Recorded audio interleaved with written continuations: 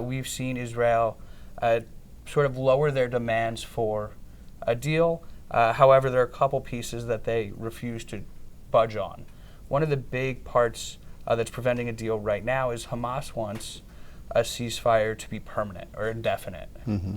Israel has said that's a non-negotiable, non-starter part of the deal because, according to the Israelis, they want to reserve the right to go after Hamas again after a lull in fighting that would allow for a surge of humanitarian aid, as well as the release of some of the hostages that remain in Gaza. Welcome to Reporter's Notebook, where we talk to the Washington Examiner's top journalists about the stories breaking on their beats.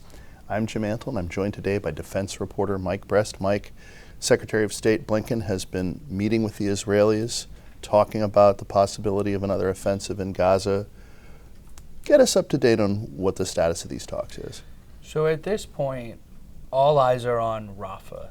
And so as we've talked about in the past, Rafah is the southernmost city in Gaza. It's along the Egyptian border. And over the course of the war, which is now, we're 7 months in, more than 1 million Palestinians have fled from the northern or middle or central parts of Gaza south to avoid the conflict because Israel started in northern Gaza and has proceeded south. And so now we're at a point where the last remaining place where Israel has to operate in depth or extensively is in the south. Mm-hmm. Problem is, as I laid out, that's where a majority of civilians are as well. And so the U.S., as well as a number of other Western countries, have said that they would not support Israeli operations in Rafah unless there are extensive and comprehensive plans to evacuate that civilian population, move them to another part of Gaza, but also be able to provide them with things like shelter, food, medicine, clean water. And a big part of that is because we're seeing such dire humanitarian conditions on the ground. And so Secretary Blinken's trip right now is focused on both this Rafah operation, which the U.S. doesn't support, Right. As well as a potential ceasefire deal. And so mediators between the U.S., Egypt, and Qatar have, throughout the past couple months, really talked with the Israelis as well as Hamas about a potential deal. Mm-hmm. Both sides have really remained pretty committed to their breaking points or their deal breakers. Sure. And so we're not yet at the possibility of a deal coming to fruition, but there are positive signs. We've seen Israel sort of lower their demands for a deal. However, there are a couple pieces that they refuse to budge on. One of the big parts that's preventing a deal right now is Hamas wants a ceasefire to be permanent or indefinite. Mm-hmm. Israel has said that's a non-negotiable, non-starter part of the deal because, according to the Israelis, they want to reserve the right to go after Hamas again after a lull in fighting that would allow for a surge of humanitarian aid, as well as the release of some of the hostages that remain in Gaza.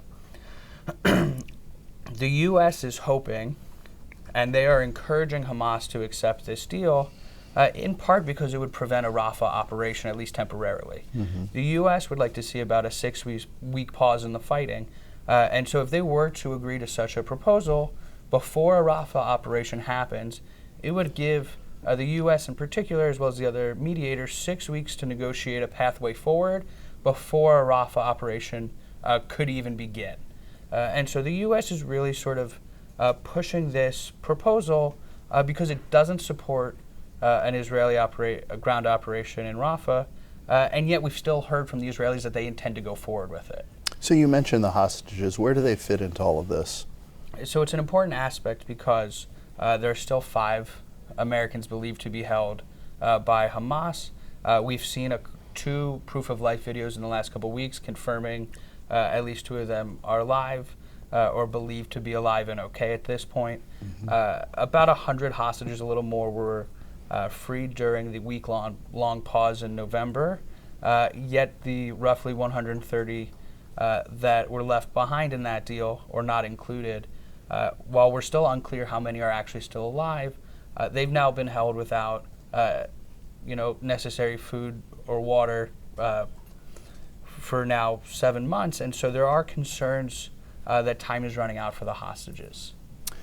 Talk a little bit about the Ukraine aid from the United States that is now finally getting into the Ukrainians' hands.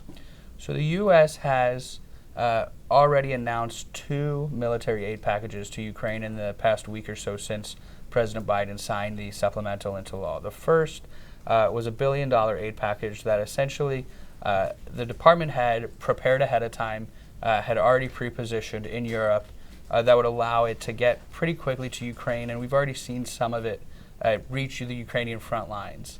That being said, the U.S. also committed $6 billion in a separate military aid package designed more for long-term support. And so this $6 billion DoD is using to effectively contract out specific production of military weapons and ammunition that will then go over time to Ukraine.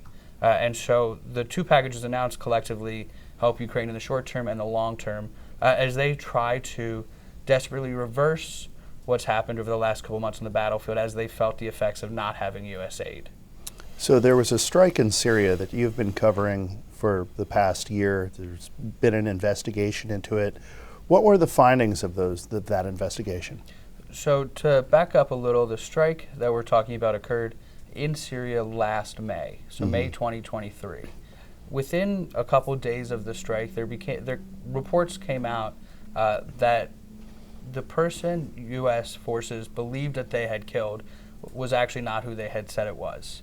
And so at the time the strike occurred last May, they described this individual as a senior al-Qaeda leader.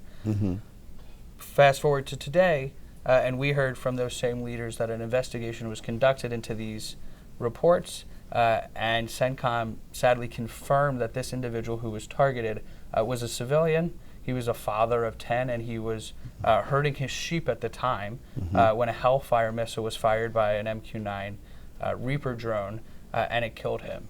And so to tie all of this back together, this is a tragic story that has become too common over in the post 9/11 defense world. Sure.